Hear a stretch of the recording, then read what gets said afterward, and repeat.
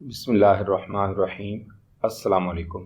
حضرت حذیفہ بن یمان رضی اللہ تعالی عنہ آپ صلی اللہ علیہ وسلم کی خدمت میں حاضر ہوئے اور عرض کی کہ میں نماز پڑھ رہا تھا کہ ایک بولنے والے سے یہ دعا سنی تو جناب رسول اللہ صلی اللہ علیہ وسلم نے ارشاد فرمایا، یہ ایک فرشتہ تھا جو تمہیں تمہارے پروردگار کی تعریف سکھانے کے لیے آیا تھا۔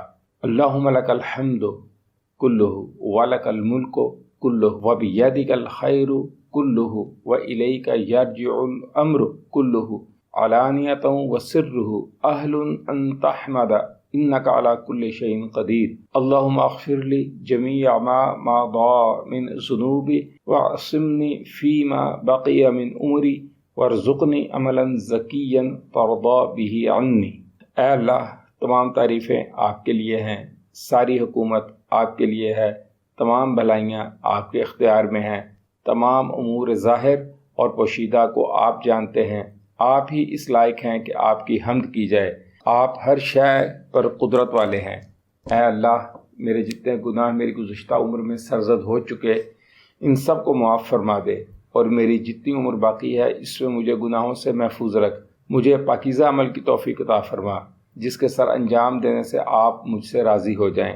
اوپر ذکر کیا گیا واقعہ اور دعا ایک اور روایت کے مطابق امام ابن ابی دنیا نے کتاب الذکر میں حضرت انس رضی اللہ تعالیٰ عنہ سے نقل فرمائی ہے۔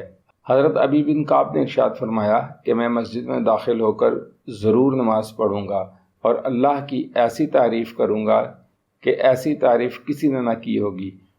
پھر جب انہوں نے یعنی ابی بن کعب نے نماز ادا کی اور اللہ کی تعریف کرنے بیٹھے تو ان کے پیچھے سے بلند آواز سے کسی نے اوپر لکھی ہوئی دعا پڑھی تو حضرت ابی بن کعب جناب رسول اللہ صلی اللہ علیہ وسلم کے پاس حاضر ہوئے اور اپنا یہ واقعہ بیان کیا تو آپ صلی اللہ علیہ وسلم نے ارشاد فرمایا کہ یہ حضرت جبرائیل تھے۔